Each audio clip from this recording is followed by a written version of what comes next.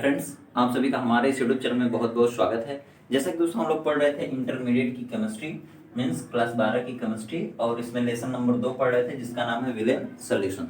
तो दोस्तों हम लोग पिछले वीडियो में क्या पढ़े थे कि विलेन क्या होता है, विलेन क्या होता है, कितने प्रकार का होता है। ठीक है, विलेन कितने प्रकार का होता है, विलेन की सांद्रता को पढ़े थे, विलेन की सांद्रता पढ़े थे। मीन सांद्रता किसमें पढ़े थे, जैसे सांद्रता को किसमें व्यक्त कर सकते हैं, तो मोलरता पढ़े थे, मोलरता पढ़े थे, मोल ललता पढ़े थे, मोल ललता मीन्स मोललिटी बोलते हैं इंग्लिश में। और फिर पढ़े थे नॉर्मलता, नॉर्मलता को कहते हैं नॉर्मेलिटी, और इसको कैपिटल एम से व्यक्त करते हैं। इसका मात्रक होता है मोल प्रति लीटर, इसका मात्रक होता है मोल प्रति किलोग्राम, और इसका मात्रक होता है ग्राम तुल्यांक प्रति लीटर। इसके बाद आज हम लोग पढ़ेंगे मोल प्रभाज के बारे में, मोल प्रभाज के बारे में। तो जी हाँ दोस्तों, इसके पहले की वीडियो अगर अभी आज आप तक नहीं देखे हैं तो उसको जरूर देख लीजिएगा। पिछले वीडियो लिंक डिस्क्रिप्शन बॉक्स में मिल जाएगा। और चैनल को अगर अभी तक सब्सक्राइब नहीं किया तो चैनल को सब्सक्राइब करके बेल आइकन दबा लें। तो दोस्तों चलिए इस वीडियो को शुरू करते हैं। देखिए, सबसे पहले हम लोग मोल प्रभाज के बारे में जानेंगे। मोल प्रभाज होता क्या है, तो इसको कहते हैं मोल फ्रैक्शन। क्या बोलेंगे, मोल फ्रैक्शन। इसको मोल फ्रैक्शन बोलते हैं और इसको हिंदी में कहते हैं मोल प्रभाज। देखिए, ये मोल प्रभाज क्या होता है, वेरी इंपॉर्टेंट टॉपिक है, और मोल प्रभाज किसी के समझ में नहीं आता है, लेकिन आज मैं यही चीज देखूंगा कैसे आपको समझ में नहीं आता है। इस चीज पे मेरा विशेष जोर रहेगा। तो देखिए, जैसे मान लीजिए ये मोल प्रभाज है ना, तो विलयन आप पढ़ रहे हैं, विलयन का मोल प्रभाज क्या होता है। तो सबसे पहले मैं बता दूं आपको, विलयन का मोल प्रभाज, उसमें जितने भी चीजें उपस्थित है ना, जैसे विलेन में क्या क्या उपस्थित हो सकता है, विलेन में क्या क्या उपस्थित हो सकता है, तो विलेय और विलायक। तो विलेय का मोल प्रभाज, विलेय का मोल प्रभाज और प्लस मोल प्रभाज, और प्लस विलायक का मोल प्रभाज, दोनों के मोल प्रभाज को मिला देंगे तो आपका आ जाएगा विलयन का मोल प्रभाज। अब देखिए, एक सिंबल होता है, एक सिंबल होता है जिससे इसको दिखाते हैं। जैसे देखिए, ये सिंबल है और इसका मतलब हो गया मोल प्रभाज। किसका, तो यहाँ पे लिख देते हैं सॉल्यूशन। सॉल्यूशन मतलब हो गया विलयन का मोल प्रभाज। अब इस तरह का सिंबल अगर कहीं भी रहेगा और यहाँ पे अगर सॉल्यूशन लिखा तो इसका मतलब हो गया मोल फ्रैक्शन ऑफ सॉल्यूशन मीन्स विलयन का मोल प्रभाज। अब देखिए, इसको हम कैसे लिख सकते हैं, तो इस तरह का सिंबल और फिर विलेय, तो विलेय को लिखेंगे सॉल्यूट। ठीक है, means mole fraction of solution is equal to mole fraction of solute and mole fraction of solvent means विलायक। अब देखिए, ये जो सॉल्यूशन का मोल फ्रैक्शन है ना, ये हमेशा एक आता है। ठीक है, लेकिन अभी तक हम लोग शुरू नहीं किए कि मोल प्रभाज होता क्या है। तो देखिए, सबसे पहले विलयन पढ़ना है, तो विलयन का मोल प्रभाज क्या होगा, तो आप बोलेंगे विलयन का मोल प्रभाज क्या होगा, विलय का मोल प्रभाज प्लस विलायक का मोल प्रभाज। इसका मतलब होगा कि किसी भी विलयन में उपस्थित विलेय का मोल प्रभाज और विलायक के मोल प्रभाज के योगफल को विलयन का मोल प्रभाज कहते हैं। ठीक, और यदि कहीं क्वेश्चन पूछा जाता है कि अगर विलयन है तो विलयन का मोल प्रभाज कितना आएगा, तो हमेशा 1 आएगा। अब देखिए, अब बात ये होती है कि विलयन का मोल प्रभाज तो हो गया, विलेय का मोल प्रभाज प्लस विलायक के मोल प्रभाज के बराबर होगा। अब देखिए, ये विलेय का मोल प्रभाज क्या होता है। देखिए, विलेय, सबसे पहले आप क्या करिए, मोलों की संख्या आप पिछले वीडियो में निकालना जाने हैं, बताया गया था मोलों की संख्या कैसे निकालते हैं। अगर मोलों की संख्या निकालने में नहीं आएगा तो आपको विलेय का मोल प्रभाज नहीं आएगा। ठीक, देखिए, सबसे पहले क्या करेंगे, विलेय का मोल प्रभाज निकालेंगे। विलेय का मोल प्रभाज कैसे निकलता है मैं आपको बताता हूँ। देखिए, विलेय का मोल प्रभाज क्या, इसको किससे दिखाएंगे, तो इससे भी दिखा सकते हैं। ठीक है, बराबर क्या हो जाएगा, विलेय के मोलों की संख्या, विलेय के मोलों की संख्या ऊपर रख देंगे अपान, अपान, अपान क्या करेंगे, विलेय के मोलों की संख्या, विलेय के मोलों की संख्या प्लस विलायक के मोलों की संख्या। इसका मतलब क्या होगा, देखिए, प्लस विलायक के मोलों की संख्या। इसका मतलब हो गया कि अगर आपको विलायक का मोल प्रभाज निकालना रहेगा, अगर विलायक का मोल प्रभाज निकालना रहेगा तो ऊपर विलायक की मोलों की संख्या रखेंगे। ठीक, और नीचे विलेय की मोलों की संख्या और विलायक की मोलों की संख्या दोनों की रखेंगे। मीन्स क्या होगा, जैसे मान लीजिए अगर विलेय का निकालना है मोल प्रभाज तो ऊपर विलेय की मोलों की संख्या रखेंगे और नीचे विलेय और विलायक दोनों की मोलों की संख्या रखेंगे। ठीक, और अगर विलायक का मोल प्रभाज निकालना है तो ऊपर विलायक की मोलों की संख्या रखेंगे बट नीचे विलेय की मोलों की संख्या प्लस विलायक की मोलों की संख्या दोनों की रखेंगे। ठीक है, यही बात आपको ध्यान में रखना है। अब देखिए मोलों की संख्या की बात है, विलय की मोलों की संख्या अपान विलय की मोलों की संख्या प्लस विलय की मोलों की संख्या। अब देखिए इसको क्या करते हैं हम लोग, विलय की मोलों की संख्या को स्मॉल एन से दिखाते हैं, ठीक। अब देखिए इस विलय की मोलों की संख्या को किससे दिखाएंगे, तो एन स्मॉल एन प्लस विलय की मोलों की संख्या को किससे दिखाएंगे, तो कैपिटल एन, ठीक है। याद रखिएगा मोलों की संख्या को किससे दिखाया जाता है, स्मॉल एन से और कैपिटल एन से। लेकिन यहाँ पर बात है विलय और विलायक, ठीक है, विलय और विलायक। तो अब मैं बताता हूँ कि कैसे आप याद रखेंगे विलय के मोलों की संख्या एन है, स्मॉल एन की कैपिटल एन। तो देखिए ये विलय का होगा हमेशा, अगर इस लेसन में कहीं भी अगर आपको स्मॉल एन मिलेगा तो वो किसका मोलों की संख्या रहेगी, विलय के मोलों की संख्या रहेगी, ठीक है। क्यों रहेगी, क्योंकि देखिए विलय 3 अक्षर का है, 3 अक्षर का, और विलायक कितने अक्षर का है, विलायक कितने अक्षर का है, 4 अक्षर का, ठीक है। ये 3 अक्षर का, तो 3 मतलब छोटा, 4 मतलब बड़ा। तो जो छोटा रहेगा ना उसके मोलों की संख्या को स्मॉल एन से दिखाएंगे, मीन्स छोटा एन, और जो बड़ा रहेगा उसके मोलों की संख्या को कैपिटल एन से दिखाएंगे, मीन्स बड़ा एन।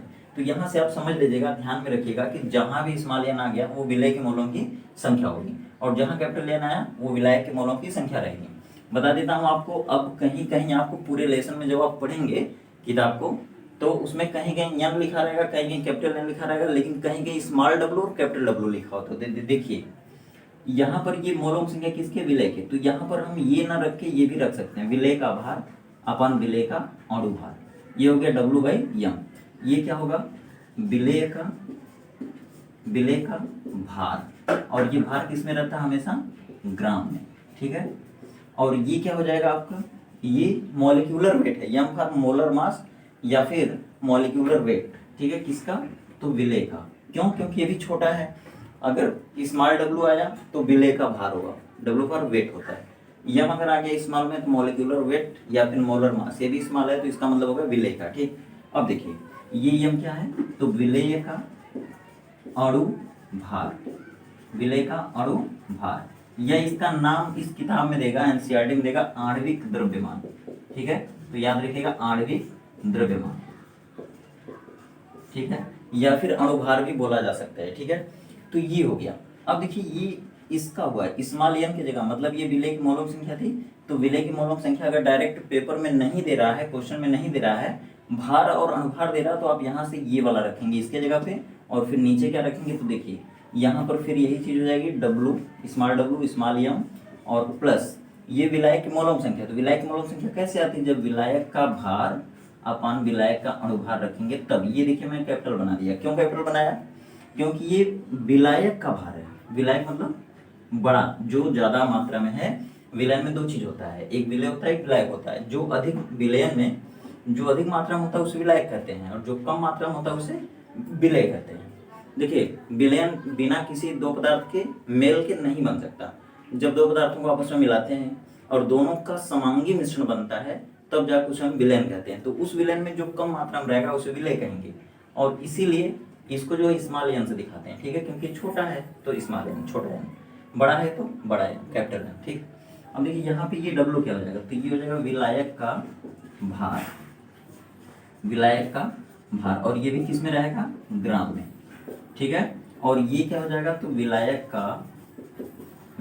का आणविक द्रव्यमान या फिर अणु भार, आणविक द्रव्यमान।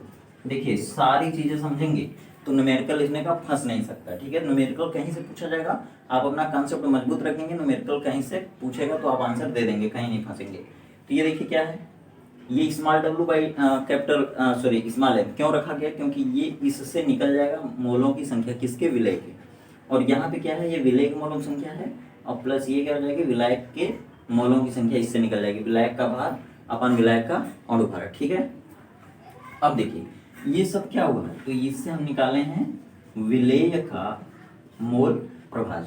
अब देखिए ये हो गया विलेय का मोल प्रभाज, और अब देखिए इसके नीचे हम इतना रख देंगे, ठीक है। तो ये विलेय का मोल प्रभाज इतना हो गया, और प्लस इसी तरह से अगर हम इसके नीचे रखेंगे तो ये विलायक का मोल प्रभाज हो जाएगा, और जब हम विलेय के मोल प्रभाज को इतने को और विलायक का मोल प्रभाज इतने को अगर जोड़ देंगे तो विलयन का मोल प्रभाज आ जाएगा। तो देखिए अब हम समझते हैं विलायक का मोल प्रभाज क्या होता है। तो आप इतनी सारी चीजें समझ गए, इसलिए आपको मैं डायरेक्ट समझा सकता हूँ यहाँ से, विलायक का मोल प्रभाज। इसको किस सिंबल से दिखाएंगे? तो देखिए ये हो गया विलायक। तो मैं बोला कि जिस भी पदार्थ का या जिस भी चीज का आप मोल प्रभाज निकालेंगे, चाहे वो विलेय हो चाहे विलायक हो चाहे कोई भी हो, A to Z चीज, जिसका मोल प्रभाज निकालेंगे उसके मोलों की संख्या ऊपर रखेंगे। देखिए यहाँ पे क्या रखेंगे? विलायक के मोलों की संख्या, मोलों की संख्या, ठीक है, अपान। अब नीचे देखिए हमेशा दोनों रहेगा, ऊपर केवल उसी का निकालना, उसी का रखना है जिसकी मोल प्रभाज को निकालना है। विलेय का निकालना है तो विलेय का ऊपर रखेंगे, विलायक का निकालना है तो विलायक की मोलों की संख्या ऊपर रखेंगे, बटे विलेय के मोलों की संख्या, विलेय के मोलों की संख्या, ठीक है, पूरा कर लीजिएगा, प्लस विलायक के मोलों की संख्या, विलायक के मोलों की संख्या। इसको हम कैसे कर सकते हैं? देखिए इसको पूरा लिखिएगा। इसको हम कैसे लिख सकते हैं? इस कैपिटल एन अपान विलायक के मोलों की संख्या को कैपिटल एन से दिखाएंगे, ठीक है।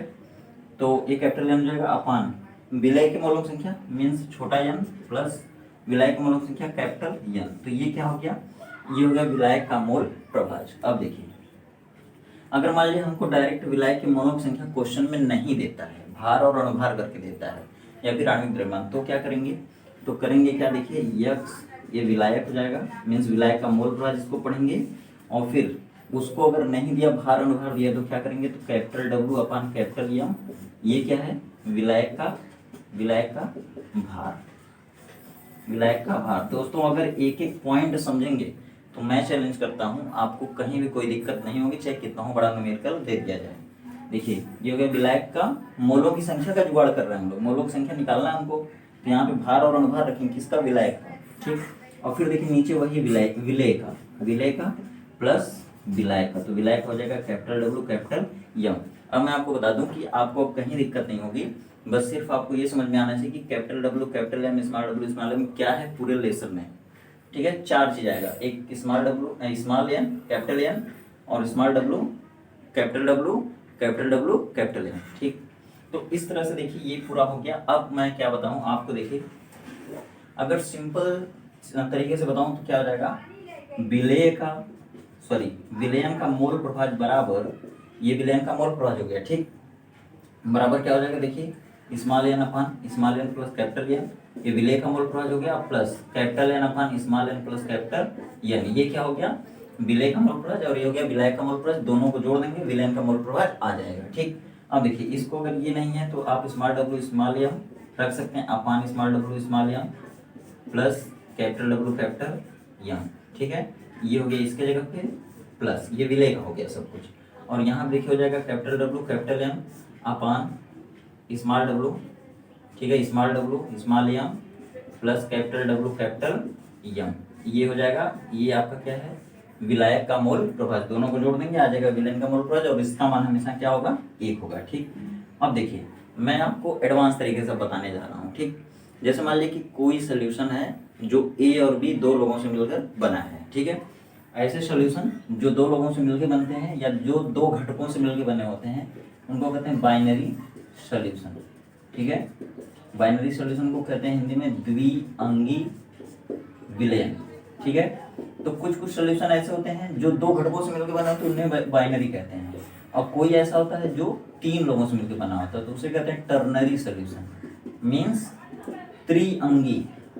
इसका मतलब हो गया कि ऐसे विलयन में 3 घटक होगा, ठीक है, त्रिअंगी विलयन। ऐसे विलयन में हमेशा 3 घटक होगा, ए बी सी हो सकते हैं, ए बी सी कोई भी हो सकता है, एक्स वाई जेड कोई भी हो सकता है, मीन्स 3 तरह के पदार्थ। तो अगर मान लीजिए जैसे ए बी सी 3 घटक से कोई मिलकर बना है, न्यूमेरिकल जब आएगा दोस्तों तो न्यूमेरिकल किसी भी तरह से पूछा जा सकता है। देखिए जैसे मान लीजिए कि एक सोल्यूशन है, ठीक है, ये 3 घटकों से मिलकर बना होगा ए बी और सी से, और आपसे पूछा जाता है कि बताओ ए का मोल प्रभाज कितना होगा, तो आप क्या रखेंगे? ऊपर रखेंगे ए के मोलों की संख्या, मतलब ए के मोलों की संख्या एन है स्मॉल एन, ठीक है, और यहाँ कर देते हैं ए, इसका मतलब हो गया ए के मोलों की संख्या अपान, यहाँ देखिए ए के मोलों की संख्या प्लस बी के मोलों की संख्या प्लस सी के मोलों की संख्या, तो ये आ जाएगा ए का मोल प्रभाज मीन्स ए। इस तरह हम कर सकते हैं, यही चीज आपको दिमाग में रखना है, पेपर में यहीं से न्यूमेरिकल पूछा जाता है। अब देखिए जैसे मान लीजिए कहा कि एक विलयन है जिसमें ईथर है एल्कोहल है, दोनों को मिक्स किया गया है, ईथर की मात्रा इतनी है, जैसे कहते 50 ग्राम ईथर है, ठीक है, और फिर कहते हैं कि ईथर का मोल प्रभाज बताइए। तो आप क्या करेंगे, सबसे पहले ईथर का जो 50 ग्राम है उसको रख करके 50 ग्राम ईथर का 50 ग्राम भार हो जाएगा, और ईथर का जो मॉलिक्यूलर वेट होगा वो आप निकाल लेंगे, उसका अणुभार निकल जाएगा, ठीक है, उसके फार्मूले से। तो उसका जब क्या करेंगे, ईथर के भार को ऊपर रखेंगे, ईथर का अणुभार नीचे रखेंगे, तो ईथर के मोलों की संख्या आ जाएगी। और फिर उसी तरह से एल्कोहल है और भी अगर कोई घटक है तो उनके भी मोलों की संख्या निकाल लीजिए, ऊपर ईथर के मोलों की संख्या रखिए, बटे नीचे तीनों के मोलों की संख्या को जोड़ दीजिए, आ जाएगा ईथर का मोल प्रभाज। ये कॉन्सेप्ट आपको दिमाग में रखना है। तो फिर मैं आगे देखता हूँ, ठीक है, आगे हम लोग न्यूमेरिकल की तरफ चलेंगे।